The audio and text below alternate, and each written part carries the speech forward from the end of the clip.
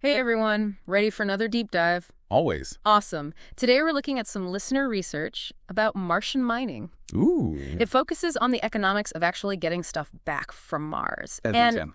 Um, it gets pretty wild. I bet. Yeah, so the listener sent us this paper called The Martian Trade by Mustafa Bayulgan. And, I was thinking, we just pack a rocket full of whatever we mine and send it back, right? That guy. Turns out not so much. There's a hole, like a formula for figuring out how much is actually worth sending at once. They call it economic cargo quantity. Oh, yeah, ECQ. ECQ, exactly. That's a fascinating area. We're so used to thinking about logistics here on Earth, but when you take it to an interplanetary scale, it really does change the game. For sure. So to get started, before we even jump into ECQ, we got to talk about this thing called economic order quantity, or EOQ. Right. And that sounds kind of textbooky. So can you give us the Earthling explanation of that? Sure.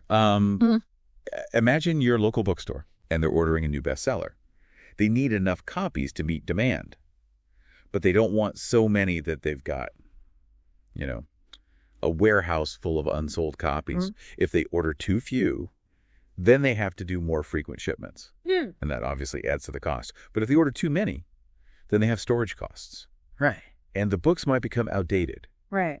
EOQ is all about finding that sweet spot, that perfect balance to minimize the cost. Okay. So it's all about finding that balance. Makes sense for, a bookstore and bestsellers. But how does this earthbound concept translate to shipping stuff millions of miles back from Mars? Yeah. Is that where ECQ comes in? That's exactly where ECQ comes in. Okay. And you add on top of that, space travel throws in a bunch of extra challenges. Yeah.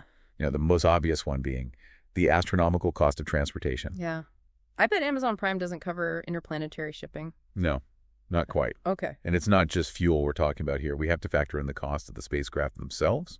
These are incredibly complex and expensive pieces of technology. Right. So we've got fuel, we've got spacecraft. What other crazy space expenses are we missing? Okay, well, here's where it gets really counterintuitive.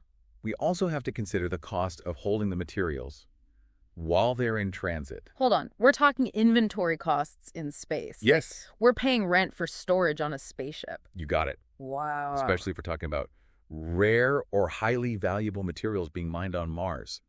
The cost of essentially storing them on a spaceship for months really adds up. Okay, wow. This is way more intricate than I was imagining. So we've got transportation, spacecraft, fuel, space rent.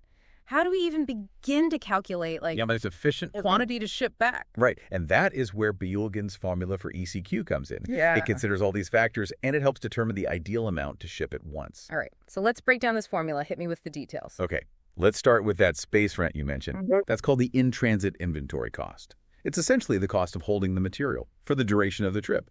The longer the trip, the higher the cost. And as we said, if the material is rare and expensive, this cost becomes even more significant. Okay.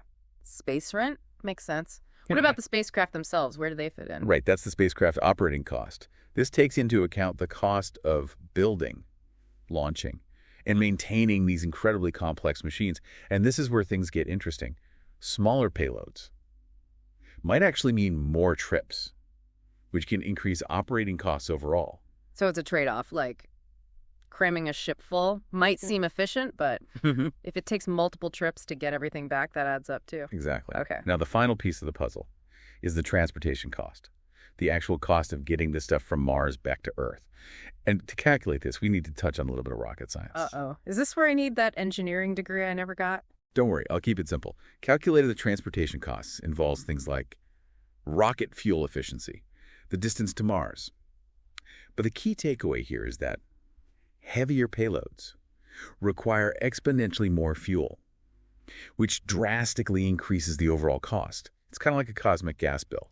The heavier your spaceship, the more it costs to fill up the tank. Wow. So it's not just pack it in and blast off. There's some serious number crunching involved to make Martian mining economically viable. Exactly. All right. To illustrate this, let's walk through a hypothetical scenario from Bayulgan's paper. Okay. Imagine we're mining those Martian diamonds you mentioned earlier. Ooh, Martian bling. I'm already picturing the ad campaigns. Right. Now, we plug in realistic values for all the costs we've discussed. Fuel prices, spacecraft expenses, the distance to Mars, and of course, the estimated value of those Martian diamonds. And here's where it gets interesting. The model shows that it might not be the best strategy to load up a spacecraft to its maximum capacity. Wait, really? So smaller shipments are sometimes better, even with something as precious as Martian diamonds. Exactly. It all comes down to that balance we discussed.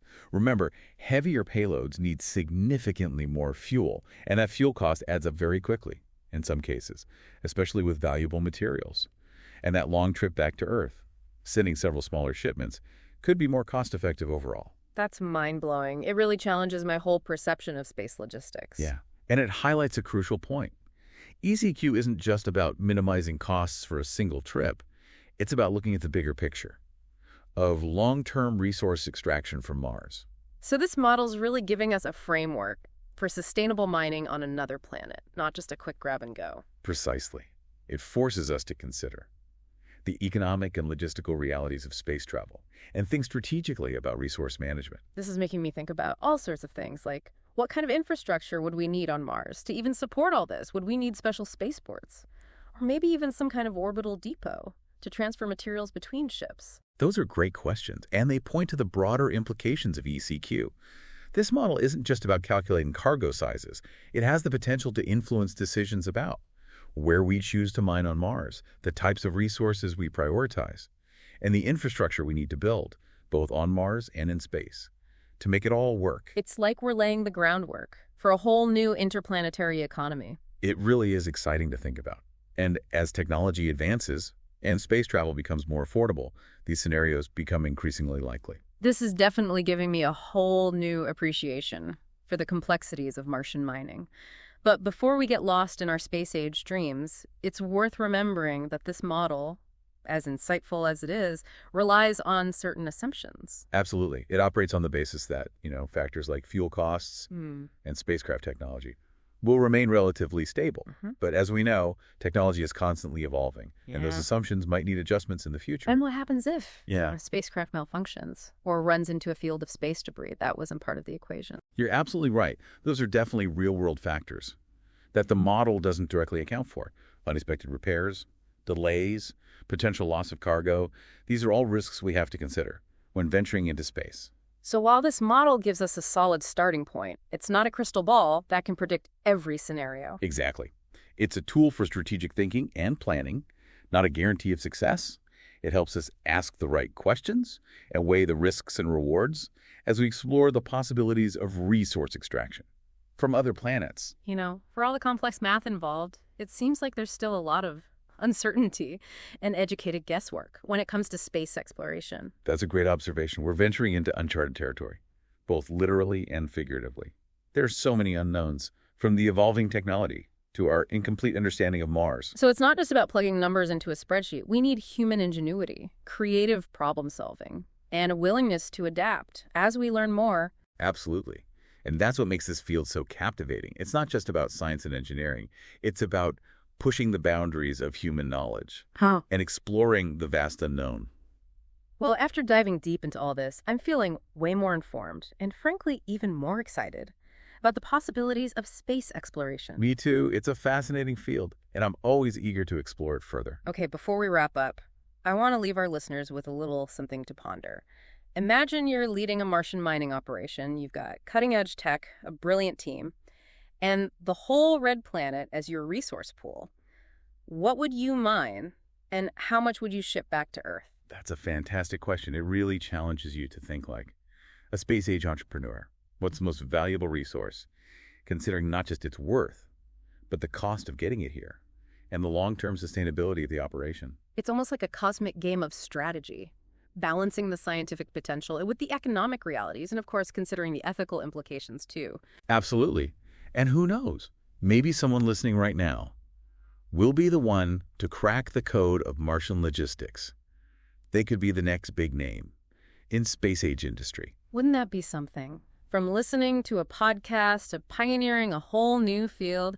And hey, if you're out there wrestling with a mountain of research on any topic, you know where to find us. We'll help you dive deep and unearth those golden insights. Until then, keep exploring. See you next time. Bye.